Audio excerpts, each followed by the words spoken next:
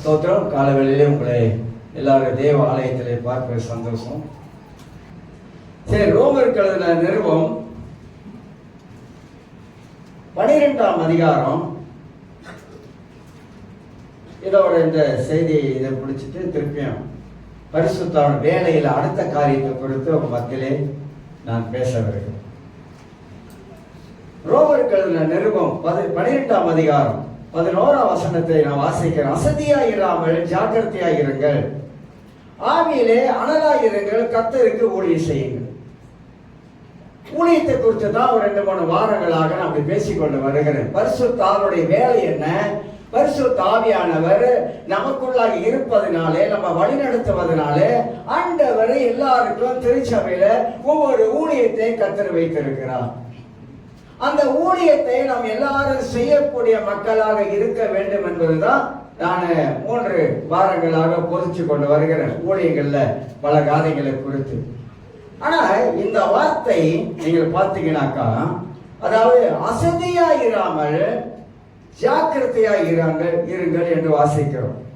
இந்த அசதியா இராமல் என்பதற்கு பவுல் 3 விதமான ஆலோசனைகளை இங்க சொல்வதை நாம் பார்க்கிறோம். 3 விதமான ஆலோசனைகள். மார்ட்டின் லூத்தர் இப்படி சொல்லுகிறார். மார்ட்டின் லூத்தர் சொல்லும் பொழுது, நீங்கள் செய்ய வேண்டிய காரியங்களில் சோம்பேறித்தனமாக இருக்கக்கூடாது. அசதியா இருப்பது. செய்ய வேண்டிய காரியங்களில் சோம்பேறித்தனமாக இருக்கக்கூடாது. ஊழியத்திலே நாம் சோம்பேறித்தனமாக இருக்கவும் கூடாது. நம்முடைய உழைப்பிலே சம்பாத்தியத்திலே நாம் சோம்பேறித்தனமாக இருக்கக்கூடாது. வேதத்திலே சோம்பேறியை குறித்து நிறைய வசனங்கள் உள்ள அங்க எழுதப்பட்டு இருக்கிறது. சில வசனங்களை மட்டும் உங்களுக்கு நான் காட்டுகிறேன். ஆண்டவர் தலைமைத்துவத்துல ஏதேன் தோட்டத்துல ஆதாம் தான் வைச்சிருந்தார். தலைமைத்துவத்துல ஆதியாகமம் தொடங்கி நீங்க பழைய ஏற்பாடு ஃபுல்லா நீங்க வாசி பார்த்தீங்கன்னா, பழைய ஏற்பாட்டுல இந்த தலைமைத்துவத்தை பத்தி ரொம்ப அற்புதமாக சொல்லப்படுகிறது. புதிய ஏற்பாட்டிலும் தலைமைத்துவத்தை பத்தி லீடர்ஷிப்பை பத்தி ரொம்ப அழகா அற்புதமாக சொல்லப்படுகிறது. அநேகர் நம்முடைய கிறிஸ்தவ வாழ்க்கையில இந்த லீடர்ஷிப்பை கவனிக்கிறது இல்ல, தலைமைத்துவத்தை கவனிக்கிறது இல்ல. அது கவனிக்காதனால தான் நம்முடைய வாழ்க்கையில நிறைய பணப்பற்றாக்குறை, மற்ற பொறுப்புகள், இதெல்லாம் நம்ம சரியாக உணர்ந்து கொள்ள முடியாத அளவுக்கு நாம் காணப்படுது. ஆனா வேதம் ரொம்ப அழகா தெளிவாக போதிக்கிறது. ஆண்டவர் சொல்லுகிறாரு, நீ லீடர்ஷிப்ல, அதாவது குடும்பத்துக்கு நீ தான் தலைவன். குடும்பத்துக்கு தலைவன் மனைவி இல்ல, குடும்பத்துக்கு தலைவன் கணவன். கணவனை தான் ஆண்டவர் குடும்பத்துக்கு தலைவனாக நியமித்து வச்சிருக்கிறார். அவர் குடும்பத்திலே கணவனை ஆண்டவர் தலைமைத்துவத்தில் ஏன் வச்சிருக்கிறார் அப்படின்னாக்கா, ஆண்டவர் ஆதாமை பார்த்து சொல்லும் பொழுது, நீ குடும்ப தலைவனாய் இருக்கிறதுனால நீ உழைக்கணும், நீ உழைச்சி சம்பாதிக்கணும், சம்பாதிச்சு உன் குடும்பத்தை நீ காப்பாற்றணும். எத்தனை பேர் நம்ம அப்படி நம்ம யோசித்து நம்ம உழைக்கிறோம், ஆனா உழைத்து நம்ம குடும்பத்தை நாம் சரியா காப்பாத்துக்கிறோமா? நீ வேலை செய்யணும், பண்படுத்தணும் அப்படிலாம் ஆண்டவர் சொல்லி கொடுத்தாரு. அப்போவே சொல்லி கொடுத்தாரு. தலைமைத்துவத்துல லீடர்ஷிப்ல இது ரொம்ப முக்கியமான ஒரு காரியம். நீங்க நீதிமொழிகள் 18ஆம் அதிகாரத்தை கொஞ்சம் திருப்போம். நீதிமொழிகள் பழைய ஏற்பாட்டுல 18ஆம் அதிகாரத்துல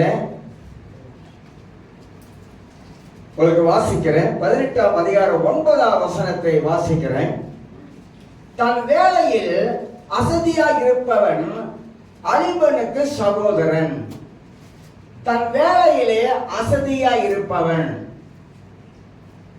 உழைப்பதிலே அசதியாய் இருப்பவன், சம்பாதிப்பதிலே அசதியாய் இருப்பவன் அப்படின்னாக்கா, ஒரு சோம்பல்தனம் உள்ளவங்க தன்னுடைய வீட்டை கட்ட முடியாது. சோம்பல்தனம் உள்ளவங்க அவங்க வாழ்க்கையில நோக்கம் இருக்காது. சோம்பல்தனம் உள்ளவங்க தங்களுடைய வாழ்க்கையை எப்படி மேல கொண்டு போகணும்னு தெரியாது. ஏன் தெரியாதுன்னா, சோம்பல் உள்ளவங்க அவங்களுடைய வருமானத்தை அவங்க பெருக்கிக் கொள்ள மாட்டாங்க. நல்லா நம்ம புரியணும். உழைக்கணும். ஏன் உழைக்கணும் ஆண்டவர் சொன்னாரு? நீ உழைச்சி சம்பாதித்தாதான் உன்னுடைய குடும்பத்தை நீ நன்றாக நடத்த முடியும் என்பது வேதம் பல விதத்துல பல காரியத்துல தெளிவாக போதிப்பதை அறிந்து கொள்ளுகிறோம். ஆக ஊழியத்திலும் சரி, நம்முடைய தனிப்பட்ட வாழ்க்கையிலும் சரி, இந்த சோம்பல்தனம் உள்ளவங்க வாழ்க்கையில முன்னேறவே முடியாது. தலைகீழா நின்னா கூட முன்னேறவே முடியாது. சோம்பேறி அடிச்சு கொண்டாந்ததை, அதாவது வீட்டில் ஒரு இறைச்சி இருக்குன்னு வச்சுக்கோமே, ஒரு கோழி இருக்குன்னு வச்சுக்கோமே, அது வீட்டில் இருக்குது, அதை எடுத்து சமைப்பதற்கு சோம்பல்தனம். அப்ப நான் சொல்லல, வசனம் இருக்குது பைபிள்ல. அதை எடுத்து சமைப்பதற்கு சோம்பல்தனம். வீட்டில் சில வேலை பார்த்துருக்கேன் பாருங்களா, இன்னைக்கு சமைக்கிறதுக்கு ஒரே சோம்பேறியா இருக்கு, இன்னைக்கு சமைக்க வேண்டாம் அப்படின்ற ஒரு சோம்பல்தனம் வருதா இல்லையா சில வேலைகள்ல. அதனால என்ன பண்ணும், கடைக்கு போயிடுவோம் அப்படின்னு சொல்லிட்டு அந்த சோம்பல்தனம் வரும்பொழுது நம்ம என்ன யோசிக்கிறோம், அன்னைக்கு வீட்டில் சமைக்காம வெளியே போக ஆரம்பிக்கிறோம். நான் வெளியே போய் சாப்பிடுவோம் குறை சொல்லலை, இந்த சோம்பல்தனத்தை பத்தி சொல்றேன். ஏன்னா சோம்பேறிகள் தங்க வாழ்க்கையில ஆசீர்வாதமா இருப்பாங்க அப்படின்னு பைபிள்ல எங்கேயுமே எழுதலைங்க. நடைமுறை வாழ்க்கையில கூட நீங்க பாத்தீங்கன்னா சோம்பேறித்தனம் உள்ளவங்க அவங்க ஒரு நாளும் அவங்க ஆசீர்வாதமா இருந்ததும் கிடையாது. குடும்பத்தை நடத்த முடியாது, குடும்பத்தை கட்ட முடியாது. இதெல்லாம் நம்ம நன்றாக அறிந்து கொள்ள வேண்டும். அப்ப வேதம் என்ன சொல்லுகிறது நமக்கு ஆலோசனையாக? அசதியா இருப்பது. இந்த அசதியா இருக்கிற காரியத்தை நம்மளை விட்டு நீக்கி போட வேண்டும். நீங்க மத்திய சுவிசேஷம் 25ஆம் அதிகாரத்துல 30ஆம் வசனத்தை கொஞ்சம் திருப்பிக் கொள்ளும். மத்திய எழுதின சுவிசேஷம் 25ஆம் அதிகாரம் 30ஆம் வசனத்தை திருப்போம். 25:30 வாசிக்கிறவங்களுக்கு. பிரயோஜனமற்ற ஊழியக்காரனாகிய இவனை புறமே இருளிலே தள்ளி போடுங்கள், அங்கே அழுகையும் பற்கடிப்பும் உண்டாயிருக்கும் என்றார். பிரயோஜனமற்ற ஊழியக்காரன் யாருன்னா, சோம்பல் உள்ள ஒரு ஊழியக்காரன், சுறுசுறுப்பு இல்லாத ஊழியக்காரன். காலையில படுத்தா, அத ராத்திரி 10 மணிக்கு படுத்தா, அதோட காலையில நம்ம எந்திரிக்கிறது 10-11 மணி வரைக்கும் இருக்கிறதுல அதை பத்திலாம் சொல்றாரு ஆண்டவர். இடையில எந்திரிச்சு ஜெபிக்கிறது அதெல்லாம் இல்லை, பைபிள் வாசிக்கிறது அதெல்லாம் இல்லை. படிச்சு படுத்தா கும்பகோணம் அப்படி சொல்லுவாங்களே, கும்பகாரணமா? கும்பகோணம்ல கும்பகாரணம். படுத்தா கும்பகாரணம். தண்ணி எடுத்த மூஞ்சில ஊத்துனா கூட அவருக்கு தெரியாது, அந்த விதமான அயர்ந்த நித்திரை. பைபிள் ஒரு வசனம் இருக்கு தெரியுங்களா, ஏசாயா புஸ்தகத்துல தூக்கத்தின் ஆவி. உங்களுக்கு தெரியுமா? தூக்கத்துல ஒரு ஆவி இருக்குது, தூக்கத்தின் ஆவி. எப்ப பாரு படுத்துக்கிட்டே இருப்பாங்க, எப்ப பாரு தூங்கிக்கிட்டே இருப்பாங்க. சிலர் பாருங்க எப்ப பாரு சாப்பிட்டுக்கிட்டே இருப்பாங்க, பாத்துருக்கீங்களா? கொஞ்ச நேரம் சாப்பிட்டு முடிஞ்சு போய் பசிக்கிறதுக்கு போய் அப்போ ஒரு மங்க எடுத்து சோத்தை போட்டு சாப்பிடுவாங்க. அது சாப்பிட்ட கொஞ்ச நேரம், இன்னும் கொஞ்ச நேரத்தில் பார்த்தீங்கன்னாக்கா அப்புறம் கொஞ்ச நேரம் சாப்பிடுவாங்க. இப்படி சாப்பிட்டுக்கிட்டே இருக்கிற ஒரு ஆவி இருக்கு, தூங்க ஆவி இருக்கு, கனநித்திரையின் ஆவி. ஏசாயா புஸ்தகத்தில் கனநித்திரை, அந்த மாதிரி கனநித்திரை, அதெல்லாம் ஒரு ஆவியோடைய வேலை. கனநித்திரை எப்ப பாரு தூங்குவாங்க. பைபிள் படிச்சா கொட்டாவியை கெட்டாவியை எல்லாம் சேர்ந்து வரும், அதோட பைபிள் முடிவாங்க. ஏன் மனித வாழ்க்கையில இந்த சோம்பல்தனம் எந்த அளவுக்கு நம்ம கீழே தள்ளு தெரியுங்களா? அதை யோசிக்க மாட்டாங்க. எந்த அளவுக்கு சோம்பல் இன்னைக்கு செய்ய வேண்டிய காரியத்தை இன்னைக்கு செய்யும். நம்முடைய மனசு சொல்லுது இன்னைக்கு செய்ய வேண்டிய காரியத்தை பரவாயில்ல நாளைக்கு செஞ்சுக்கலாம். சோம்பல்தனம். நாளைக்கு பார்த்தாக்கா அந்த மனசு சொல்லுது பரவாயில்ல இன்னும் 1 வாரம் இருக்குது, கரண்டுக்குள்ள கட்ட இன்னும் 1 வாரம் இருக்குது, அதுக்கெல்லாம் பரவாயில்ல, அதுக்கு அடுத்த வாரம் திங்கட்கிழமை கட்டிக்கலாம் அப்படின்னு மனசு சொல்லுது. சோம்பல். அன்னைக்கு செய்ய வேண்டிய வேலையை அன்னைக்கு செய்யாம தள்ளி போடுறது தெரியுங்களா? சோம்பல். அதனாலதான் அசதியா இருக்கக்கூடாது. எல்லா காரியத்திலும் அசதியா இருக்கக்கூடாது. எல்லா காரியத்திலும் நம்ம சோம்பல்தனமா இருந்தோமாக்கா நம்ம சோம்பல்தனமே நம்மளை கீழே தள்ளி கொண்டு விட்டுரும். இதை நீங்க நன்றாக நம்ம அறிந்து கொள்ள வேண்டும். அதாவது நீங்க நீதிமொழிகள் 6ஆம் அதிகாரத்துல, நீதிமொழிகள் 6ஆம் அதிகாரம் சில வசனங்களை காட்டிடுறேன். நீதிமொழிகள் 6ஆம் அதிகாரம் வசனம் 9 உங்களுக்கு நான் வாசிக்கிறேன். 6:9. சோம்பேறியே, நீ எவ்வளவு நேரம் படுத்திருப்பாய்? இதை படிக்கிறவங்க எல்லாம், இதை பார்க்கிறவங்க எல்லாம் யோசிக்கணும். காலையில் தூங்கும் போது, ஐயோ இந்த வசனம் இப்படி சொல்லுதே, சோம்பேறியே எவ்வளவு நேரம் படுத்திருப்பாய். அப்புறம் சொல்லிட்டு எப்படி ரொம்ப அழகா எழுதியிருக்காரு பாருங்க. என்ன எழுதியிருக்காருன்னா, எப்பொழுது உன் தூக்கத்தை விட்டு எழுந்திருப்பாய். கீழே பத்து பாருங்க. கொஞ்சம் என்னதான், இன்னும் கொஞ்சம் தூங்கட்டும், எழுப்பாத அப்படின்றாங்களே. இன்னும் கொஞ்சம் என்ன செய்யும், தூங்கட்டும். அப்புறம் இன்னும் கொஞ்சம் கை முடக்கி கொண்டு நித்திரை செய்யட்டும் என்பாயோ.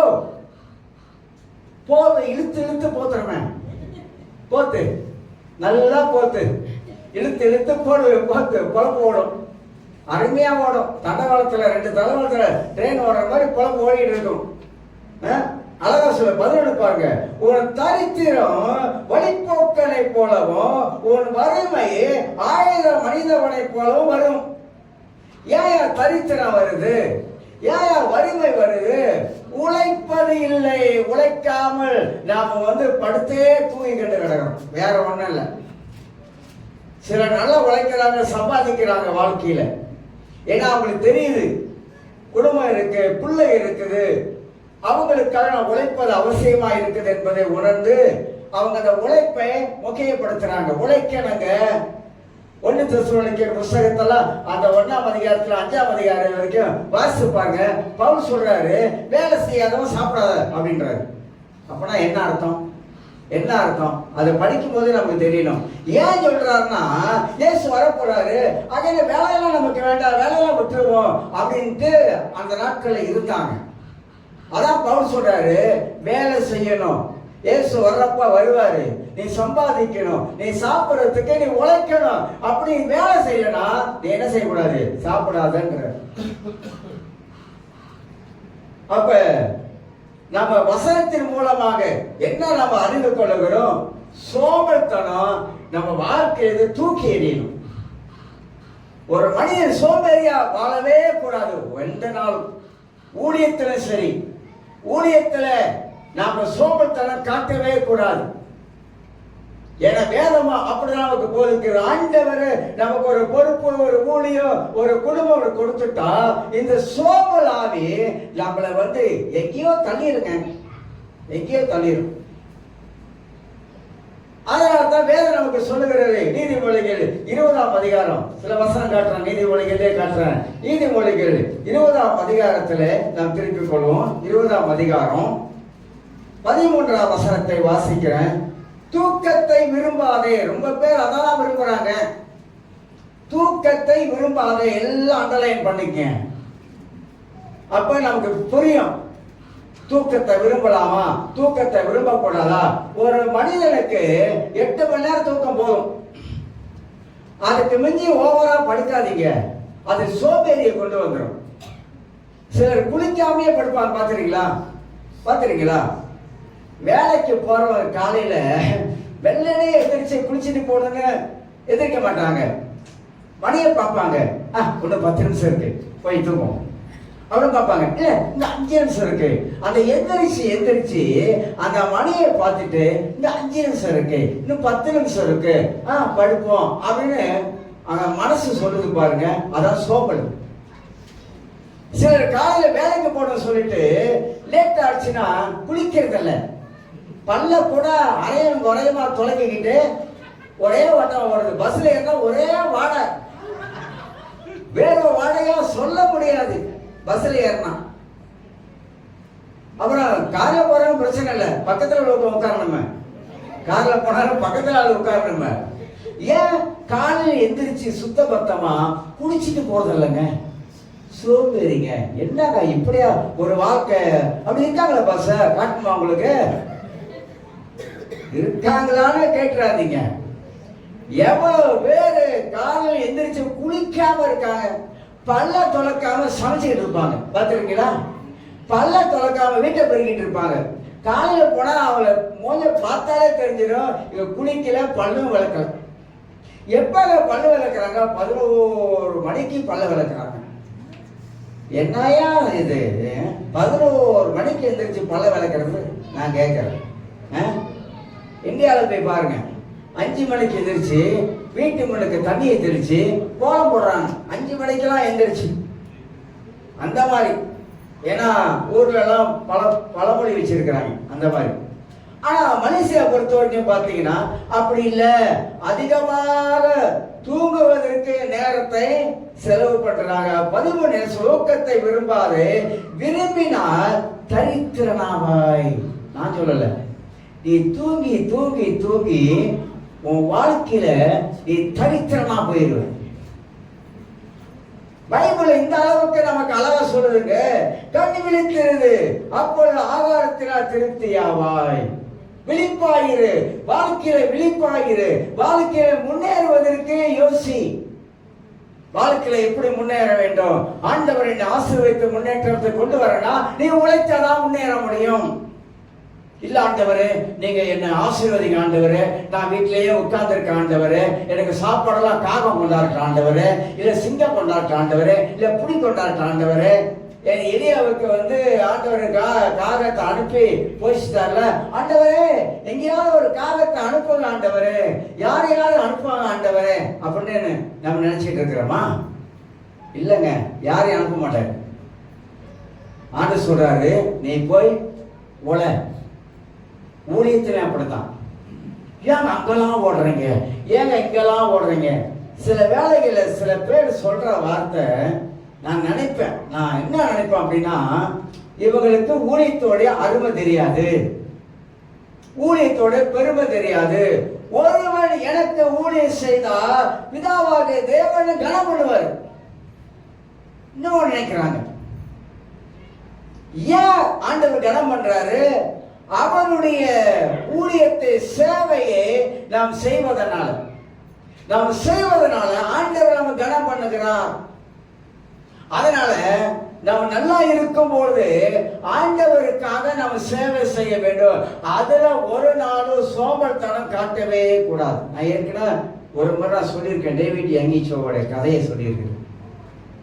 ராத்திரி ஊழியம் முடிந்து 12 மணிக்கு வீட்டுக்கு வந்து படுத்தார். ஒரு ஃபோன் கால் வந்துச்சான். ஃபோனை எடுத்து அலுவனாராம், பேசினாராம், ஃபோனை வச்சார். இன்னும் ஒரு 5 நிமிஷம் திரும்பி படுத்தாராம். ஒரு கால் வந்துச்சான். திருப்பி அந்த கால் எடுத்து அலுவலு பேசினாராம். இப்படி 3வது ஒரு கால் வந்துச்சான். இவர் என்ன சொன்னாராம்? ஆண்டவரே, நான் இப்பதான் ஊழியம் முடிச்சு நான் வந்திருக்கிறேன். சும்மா கால் பண்ணி என் தூக்கத்தை கெடுத்து கால் மேல கால் வந்திருக்க அப்படின்னு சொல்லி பேச ஆரம்பிச்சாராம், முருமுறுக்க ஆரம்பிச்சாராம்.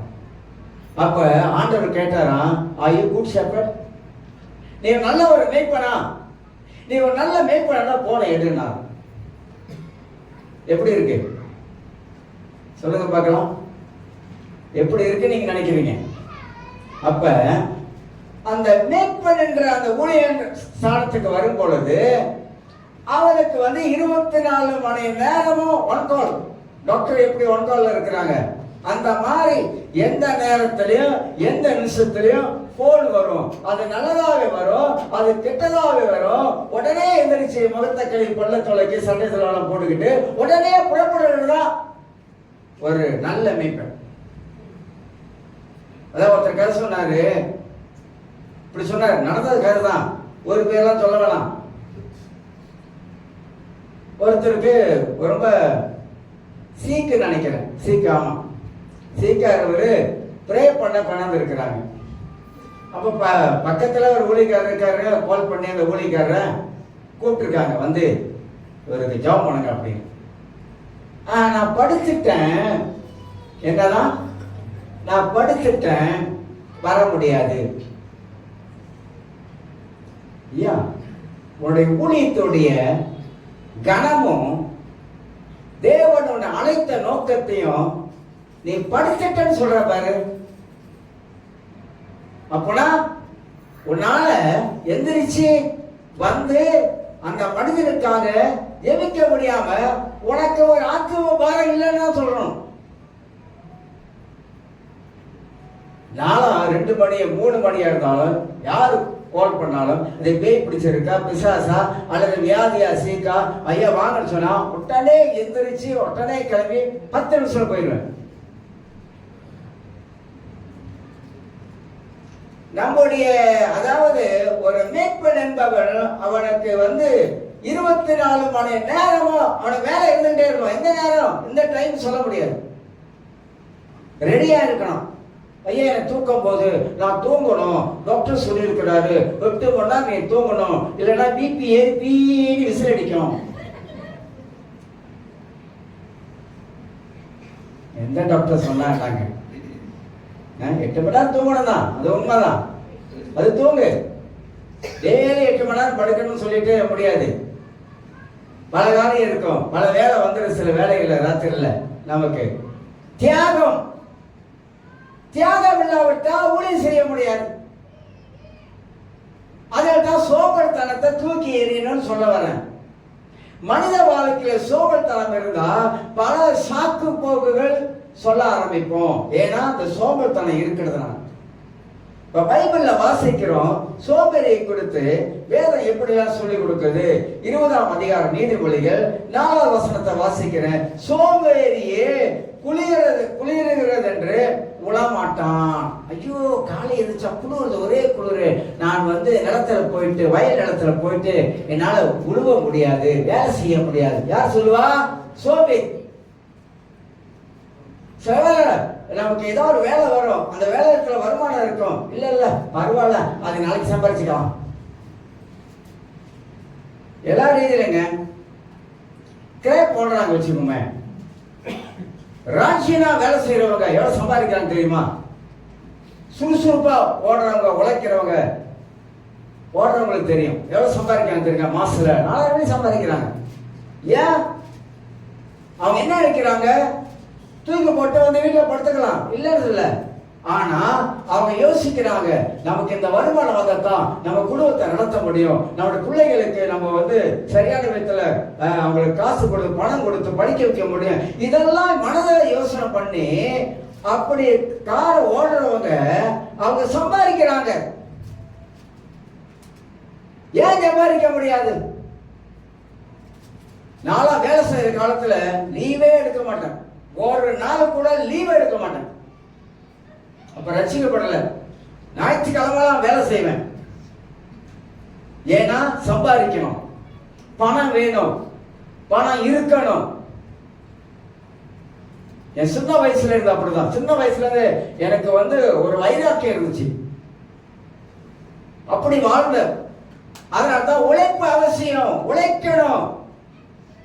உழைக்காவிட்டா அந்த சோம்பல்தனம் நம்மளை தரித்திர நிலைமையிலே வச்சிருக்கோம். தரித்திரனா பாருங்க, டிக்டாக் எல்லாம் பாக்குறீங்க, நானும் பாக்குறேன். நான் பாக்குறதெல்லாம் என்ன கவனிக்கிறேன் உள்ள தெரியுங்களா? இந்த பிசினஸ் பண்றாங்க பாருங்க, நம்ம ஆளுங்க சந்தோஷப்படுறாங்க, உண்மையிலே ரொம்ப சந்தோஷப்படுறாங்க. நம்ம ஆளுங்க அந்த அளவுக்கு டிக்டாக்ல பிசினஸ் பண்றாங்க. என்ன மாதிரி பிசினஸ்? பெண்கள் அந்த அளவுக்கு பிசினஸ் பண்றாங்க, அந்த அளவுக்கு. ஆலயமணிய ஓசையெல்லாம் அடிக்குது. அப்ப பெண்கள் டிக்டாக்ல ஒரு தைலத்தை அவங்க ப்ரோமோட் பண்றாங்க. எனக்கு பேச தெரியாதுன்னு சொல்லாதீங்க. மற்றதுக்கெல்லாம் வாய் 4 7 வருது. ஏன் பேச தெரியாது? கண்ணாடி முன்னுக்கு நின்று பேசி பழகுங்க. உங்களுக்கு தெரியுமா கண்ணாடி முன்னுக்கு நின்று யாரெல்லாம் பேசியிருக்காங்க? உங்களுக்கு தெரியுமா? பிரசங்கியாரெல்லாம், பெரிய பெரிய ஆட்கள்லாம் ட்ரைனிங் எடுத்தது கண்ணாடி முன்னுக்கு. அதனால கண்ணாடி முன்னுக்கு நின்று இந்த விளம்பரத்தை செய்ய போறேன், டிக்டாக்ல பண்ண போறேன் அப்படி சொல்லி பேசி பழகுங்க. முடியாத காரியம் ஒண்ணு இல்லைங்க, நம்மளால முடியுங்க. முயற்சி எடுத்தால் முடியும். சம்பாதிக்க மனசு இருந்தா சம்பாதிக்க முடியும். இப்போ எனக்கெல்லாம் ரொம்ப ஆசை டிக்டாக்ல போயிட்டு ஒரு ப்ராடக்டை வந்து விளம்பரப்படுத்துன்னு. என்னால் முடியும், அது வந்து என்னால் முடியும். 4 பேர் பார்த்துருவானுங்க. அது ஒரு பிரச்சனை இருக்கு. ஓ இவர் இதுல இறங்கிட்டாரா, அது வேற ஒரே பறக்கிறாங்க. அப்புறம் இல்லைன்னா நான் வேற லெவல்ல போயிடுவேன். என்னால முடியும், எனக்கு திறமை இருக்குது, செய்ய முடியும். நானும் ஒரு காலத்துல வியாபாரம் பண்ணாலும் அந்த மைண்டெல்லாம் இருக்குது. எப்படி வியாபாரம் பண்ணலாம், எப்படி பேசலாம், எப்படி கவரலாம் மக்களை. ஏன் சம்பாத்தியா டிக்டாக்ல இல்ல எனக்கு பணம் தெரியாத எலோ பேஜ் புக்கு ஒன்று வெளியாக்கி இருக்காங்க.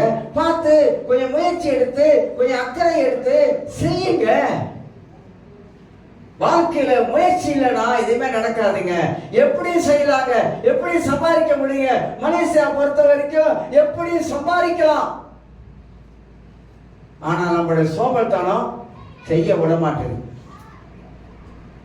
சுறுசுறுப்புள்ளவனாக வாழ்க்கையில வாழணும். அதுதான் பைபிள்ல இவ்வளோ வார்த்தைகளை ஆண்டவர் எழுதி வச்சிருக்கிறார். அப்படின்னா சோம்பேறி உள்ளவன் நிலத்துல போய் கூட வேலை செய்ய மாட்டான். அவனுக்கு சொந்த நிலம் இருந்தா கூட அதுல போய் வேலை செய்ய மாட்டான். நீங்க எவ்வளவுக்கு எவ்வளவு சோம்பல்தனம் பண்ணி இருக்கிறீங்களோ அவ்வளவுக்கு அவ்வளவு சரீரத்துல வியாதி ஆகும். அவ்வளவுதான். ஏன்னா நம்ம அப்படியே இருக்குல்ல, எல்லாம் ஜெயமாயிரும். இன்னொரு வசனத்தையும் வாசித்து காட்டுகிறேன். நீதிமொழிகள் 21ஆம் அதிகாரத்துல 25ஆம் வசனத்தை உங்களுக்கு வாசித்து காட்டுகிறேன். 25. சோம்பேறியின் கைகள் வேலை செய்ய சம்மதியாததினால். நாங்க வார்த்தை பாருங்க, பைபிள்ல எழுதுது. என்னதான் சோம்பேறியின் கைகள் வேலையை என்ன செய்ய சம்மதியாதனால், வேலை செய்வதற்கு கை போக மாட்டுது.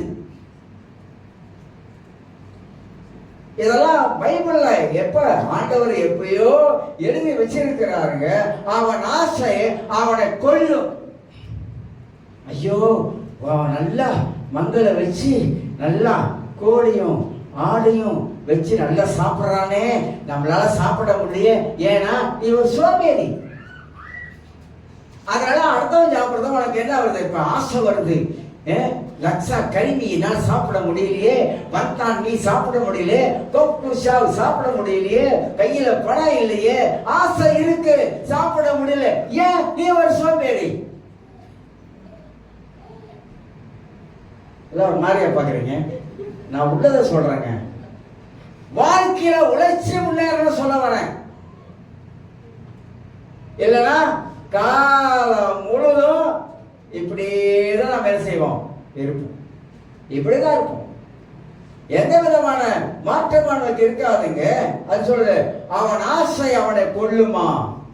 ஒரு பொருள் வாங்க முடியாது, பிள்ளைக்கு ஆசைப்படுறத வாங்கி கொடுக்க முடியாது, அவன் கேட்கறத நம்மளால ஈடு கட்ட முடியாது. இப்போ உள்ள பிள்ளைங்க அப்பா இதை வாங்கி கொடுங்க, அப்பா அதை வாங்கி கொடுங்க, அப்பா அதை வாங்கி கொடுங்க கேட்கிறாங்க. நீ உழைக்கிற தானே வாங்கி கொடுக்க முடியும். இல்லைன்னா எப்படி வாங்கி கொடுக்க முடியும்? பிள்ளைகளை எப்படி ஈடு கட்ட முடியும்? முடியாது. இன்னொரு வசனத்தையும் உங்களுக்கு காட்டிட்டு முடிக்கிறேன். அரியரையா இன்னைக்கு இல்லைல்ல, நாளைக்கு தானே.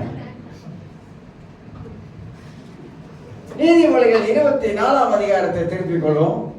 நீதிமொழிகள் 24ஆம் அதிகாரம் 30ஆவது வசனத்தில் 34 வரைக்கும் வாசித்து காட்டுகிறேன். நீதிமொழிகள் 24:30. சோம்பேறியின் வயலையும் மதியீனருடைய திராட்சை தோட்டத்தையும் கடந்து போனேன். எப்படி சொல்றனா, ஒருவன் இந்த தோட்டத்தின் வழியா கடந்து போகும்போது அந்த தோட்டம் எப்படி இருக்குது என்பதை அவன் பார்க்கிறான். பார்த்துட்டு எப்படி சொல்றான், இதோ அதெல்லாம் முள்ளுக்காடா இருந்தது, நிலத்தின் முகத்தை காஞ்சேரி மூடினது, அதில் சுவர் இடிந்து கிடந்தது. 32. அதை கண்டு சிந்தனை பண்ணினேன், அதை நோக்கி புத்தி அடைந்து இன்னும் கொஞ்சம் உறங்கட்டும், இன்னும் கொஞ்சம் கை முடக்கி கொண்டு நித்திரை செய்யட்டும் என்பாயோ. உன் தரித்திர வழிபோக்கனை போலவோ உன் வறுமை ஆயுதம் அணிந்தவனை போலவோ வரும். அங்க உள்ள வசனம் அப்படியே இங்க இருக்குது. இதுக்கு மேல பைபிள்ல வசனம் காட்டணுமா? அசதியா வாழ்க்கையில இருக்கக்கூடாது. ஊழியத்திலும் வாழ்க்கையிலும் வேலையிலும் குடும்ப காரியத்திலும் ஒரு நாளும் கிறிஸ்தவர்கள் தேவனுடைய பிள்ளைகள் அசதியா தங்க வாழ்க்கையில இருக்கவே கூடாதுங்க. உழைப்பிலே நம்முடைய காரியத்தை வைக்க வேண்டும். சோம்பேறிகள் வறுமையும் ஆசீர்வாதங்களும் ஒரு நாள், அதாவது சோம்பேறிகள் ஒரு நாளும் அவர்கள் வறுமை தான் அனுபவிப்பாங்க, ஆசீர்வாதங்களை அனுபவிக்க முடியாது.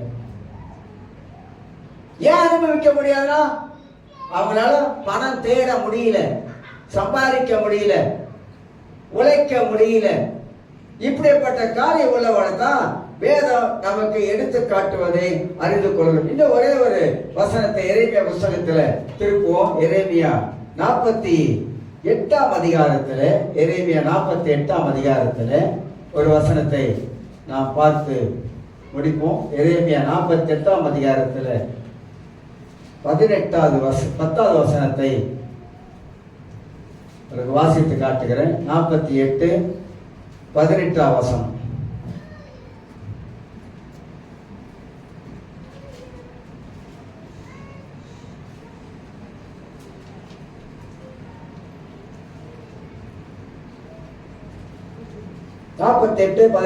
தீபோல் பட்டணத்து வாசியான குமாரத்தியே, நீ உன் மனைவியை விட்டிறங்கி தாகத்தோடு உட்கார்ந்து மோவாப்பை பாழாக்குகிறவன் உனக்கு விரோதமாக வந்து உன் அரணை அடித்து போடுவான்.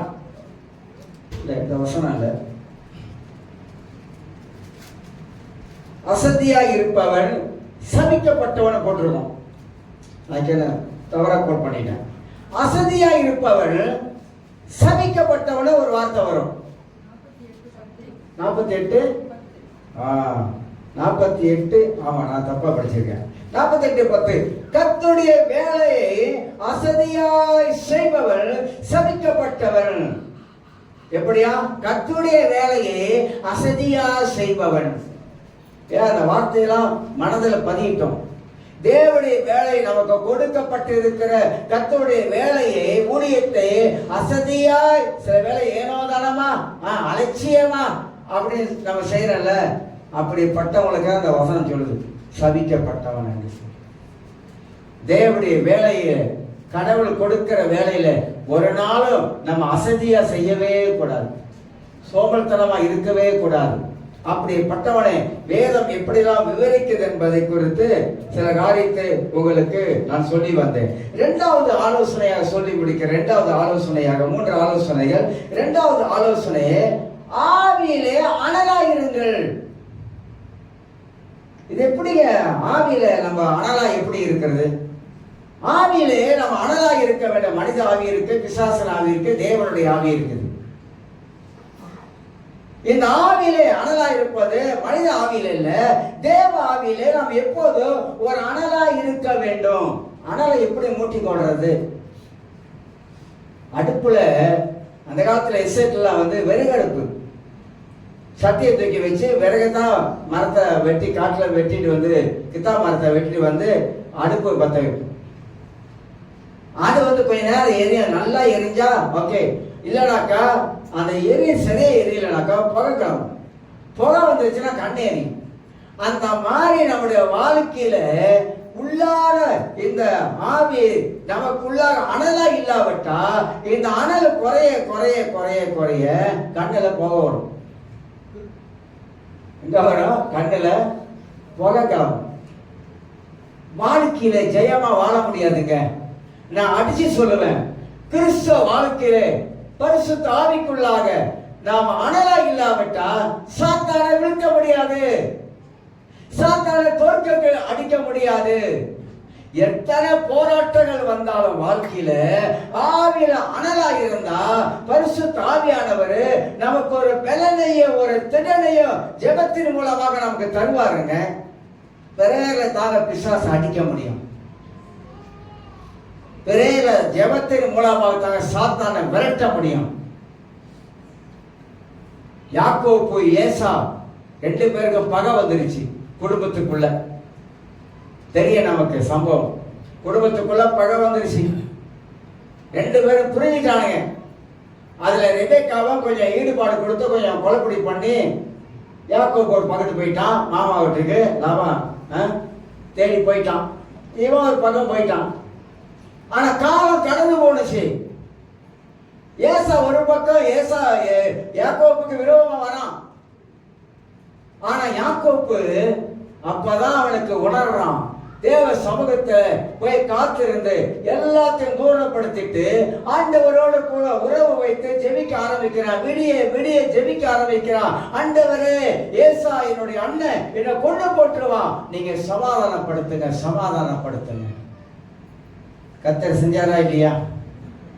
தேவனால கூடாத காரியம் ஒண்ணுமே இல்லைங்க. என்ன பொறுத்த வரைக்கும் நான் நம்புகிறது ஆண்டவராக இயேசு, அவரால கூடாத காரியம் ஒன்றுமே இல்லை. அவர் நிச்சயமாக எல்லாவற்றையும் நமக்கு நேர்த்தியா செய்கிறவர். நம்மளை கரெக்டா கரெக்ட் பண்ணுவாரு, நம்மளை கரெக்டா நம்மளை திருத்துவாரு, நம்மளை கரெக்டா உருவாக்குவாரு. அந்த வழிமுறையை நம்ம கற்றுக்கொண்டா கர்த்தர் ஏதோ ஒரு காரியத்தை என் வாழ்க்கையில செய்கிறார் என்பதை நான் உணர்ந்து கொண்டா அதுவே போதுமானது. அதனால்தான் வாக்குத்தத்தம் நிச்சயமாகவே பொய் இல்ல, வசனம் முடிவு இருக்குது. பொறுத்துரு, பொறுத்துரு. நீ தாமதித்தாலும் பொறுத்துரு, அது வரும். வரக்கூடிய நேரத்துல வரும். கர்த்தர் செய்ய வேண்டிய நேரத்துல காத்து செய்வாரு. நம்மளை விட்டே பார்ப்பாரு. என்னதான் அவன் பண்றான், என்னதான் சொல்ல ஆரம்பிக்கிறான், என்னதான் யோசிக்க ஆரம்பிக்கிறான், விட்டே பார்ப்பாரு. யோபுக்கு வரலையா? யோபுக்கு 9 மாசம் கடந்து போனான். ஆண்டவர் பார்த்தாரு. அவருக்கு தெரியும் யாரை புறமிடலாம், யாரை இதப்படலாம், அவருக்கு தெரியும். அதனால தான் அவர் செய்யறாரு. ஆனா யோபு தன் வாழ்க்கையில உதட்டுல கூட பாவம் செய்யும். இயேசு ஆண்டவரை கடவுளை தேவனை முழுமுறுக்கலையே. அந்த மாதிரி சில வேலைகள்ல சில சூழ்நிலைகள் நமக்கு எதிராக வரும்போது நாம என்னங்க செய்யறோம்? என்ன செய்யறோம்? கண்ணீரை தேவனுடைய சமூகத்தில் சிந்தி இருக்கிறோமா? தாவி சொல்லுகிறான், ஆண்டவரே என் கண்ணீரை துருத்தியில வச்சிருக்கீங்க ஆண்டவர், நான் அழுதது உங்களுக்கு தெரியும். என் மகன் அப்சலோம் எனக்கு எதிராக வரும்பொழுது நான் அழுதது உங்களுக்கு தெரியும், நான் விண்ணப்பம் பண்ணது உங்களுக்கு தெரியும் ஆண்டவரே. அதான் சொல்றேன், என் கண்ணீரையும் ஒரு துருத்தியில வச்சிருக்கீங்க, பார்த்துருக்கீங்க. அப்ப நம்ம வடிக்கிற கண்ணீரெல்லாம் கத்தரை பார்க்கலையா? நம்ம அழுகிற கண்ணீரை கத்தர் பார்க்கலையா?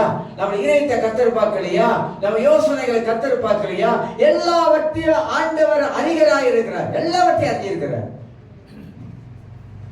அவரை தான் நம்ம பிடிச்சுக்கணும். நம்ம சுத்தமாக இருந்தா, நம்ம உண்மையாக இருந்தா, நம்ம தேவனுக்கு நேர்மையாக இருந்தா நிச்சயமாக நாம் எதற்குமே பயப்பட வேண்டிய அவசியம் இல்லைங்க. கர்த்தர் நம்ம இதயத்தை பார்க்கிறாரு. உத்தமனுக்கு தேவன் துணை, உண்மை உள்ளவனுக்கு தேவன் ஒரு நாளும் அவர் கையை எடுக்கவே மாட்டார். இதான் சத்தியம், இதான் உண்மை.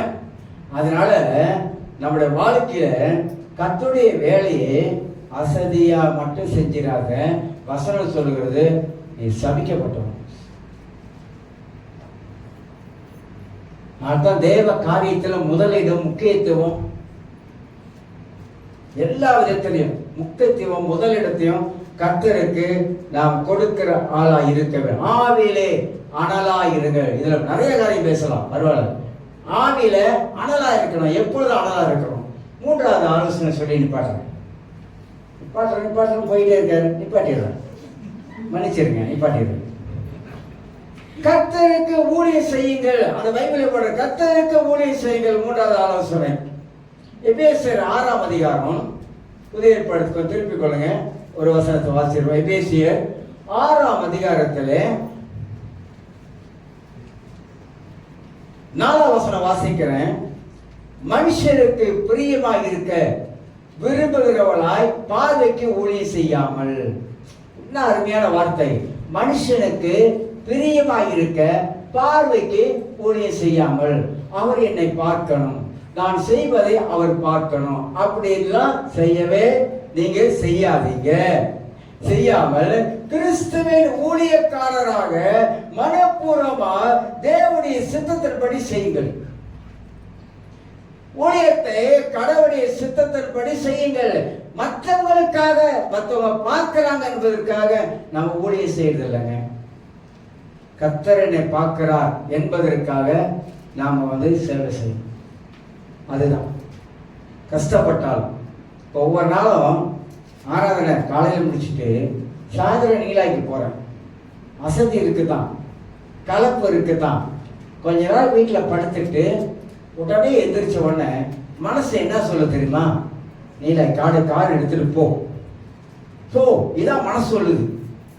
அப்ப அது எவ்வளவு தூரமோ சிறம்பான்ல ஊழியத்தை செய்யும் பொழுது இங்க இருந்துங்க 10 வருஷமா இங்க ஊழியத்தை முடிச்சிட்டு சாயந்தரம் அங்க போய் ஆராதனை நடத்திட்டு வரும். சம்பந்தப்பட்டவங்க டேவிட் அவங்க அம்மாலாம் வந்திருக்காங்க. 10 வருஷமா அவங்களாம் ஆரம்ப விசுவாசி சரிங்களா? அப்ப 7 பேர் 8 பேர் தான் இருந்தாங்க, வீட்டில் வச்சிருந்தோம். அப்புறம் பில்டிங் எடுத்து கொண்டாங்க. ஆரம்ப விசுவாசி அவங்களாம், அவங்களுக்கு தெரியும். அப்ப சாயந்தரத்துல 10 வருஷமா ஓடிட்டு இருந்தேன். பண பிரச்சனை இருந்துச்சு, என்ன காருக்கு என்ன ஊத்துறோம், டோல் கட்டணும், அதெல்லாம் இருந்துச்சு. நான் அதெல்லாம் தூக்கி குப்பையில போட்டுட்டேன். ஆனா ஊழியத்தை முன்னுக்கு வச்சேன். அப்புறம் வாரத்துல செவ்வாய்க்கிழமை போயிட்டு ஒரு பைபிள் ஸ்டடி, வீடு சந்திப்பு, இதெல்லாம் அசராம செஞ்சேங்க. 10 வருஷமா அசராம செஞ்சேன். இங்க இருந்து அங்க ஓடி போயிட்டு வந்துகிட்டு இருந்தேன். நிறைய பிரச்சனை இருந்துச்சு, அதெல்லாம் நான் பார்க்கவே இல்லை. ஏன்னா ஊழியம் கர்த்தருடையது, அதை சோம்பல்தனமா செய்யக்கூடாது, அதை அசராம செய்ய வேண்டும், ஆண்டவருக்காக செய்ய வேண்டும், மனிதனுக்காக இல்ல தேவனுக்காக செய்ய வேண்டும் என்பதுதான் பிரதானமா நோக்கமா இருந்தது. நீங்க சபை நல்லா இருக்குது, வளர்த்தோம், அடுத்த ஒரு ஆள் கையில கொடுத்துட்டு வந்தோம்.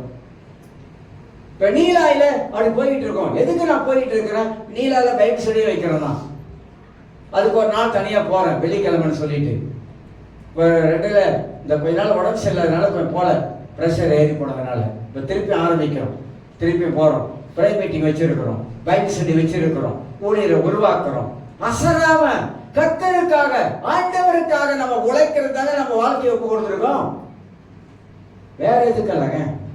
அதனால 3வது ஆலோசனை, மனுஷனுக்கென்று ஊழியத்தை செய்யவே கூடாது. கர்த்தருக்காக செய்யுங்கள், அதை மனப்பூர்வமாக செய்யுங்கள். கர்த்தர் நம்மளை எல்லாரையும் ஆசீர்வதிப்பாரு. எல்லாரும் எழுதிருக்கோம்.